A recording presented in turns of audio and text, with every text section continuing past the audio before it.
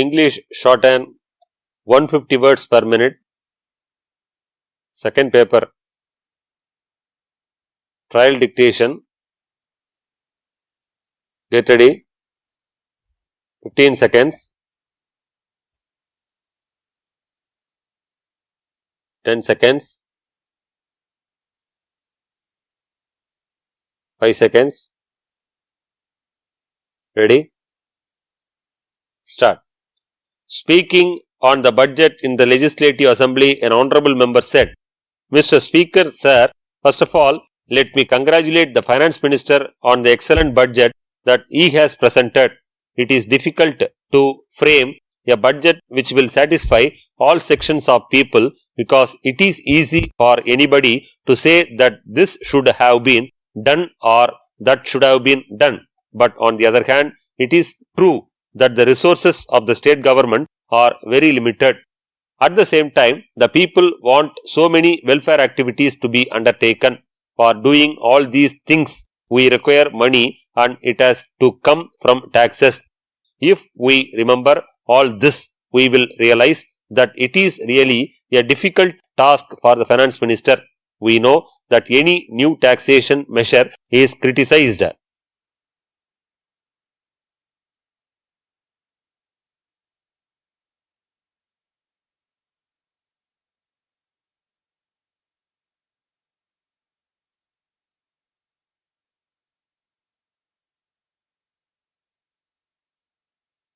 Ready?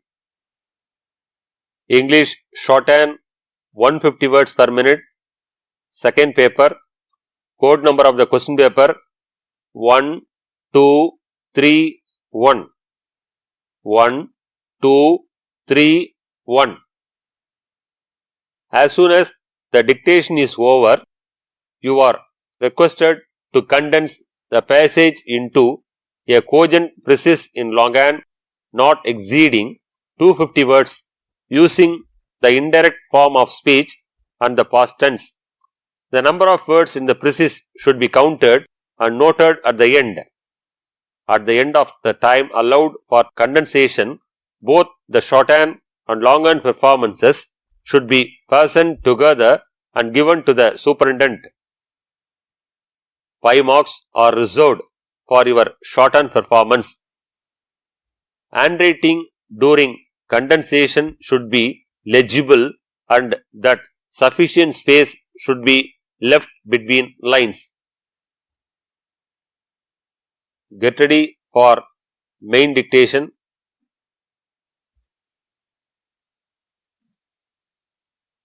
Ready? 15 seconds left.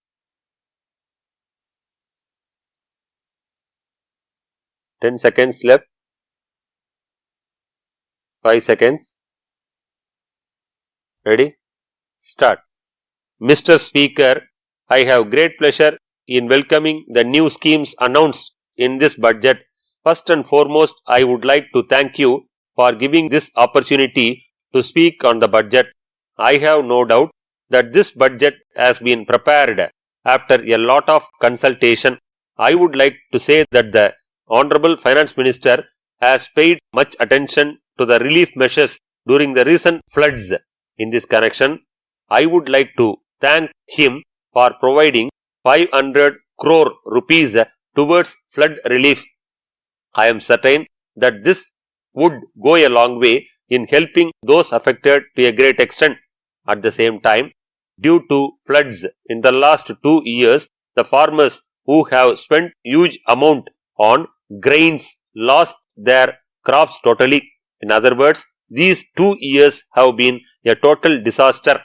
I would therefore like to request the government to waive the short-term loans of all farmers.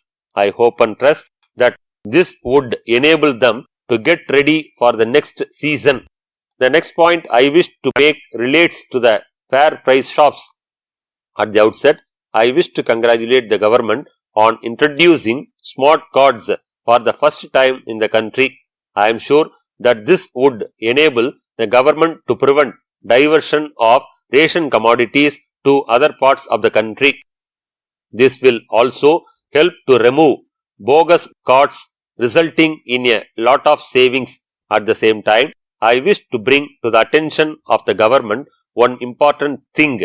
Now, it has been made necessary that the head of the family is required to be present in the shops to receive rations. However, it has to be borne in mind that this is not practically possible at all times. In the light of the above, the government should issue orders to permit any one of the family members to receive their rations. In the same manner, they should be allowed to get rations from any part of the state. Next, I would like to refer to the issue of dearness allowance for government servants. Honorable members are aware that the increase in allowance is made twice a year. As the Honorable Leader of the House pointed out, this was stopped last year to mobilize funds to fight COVID infection.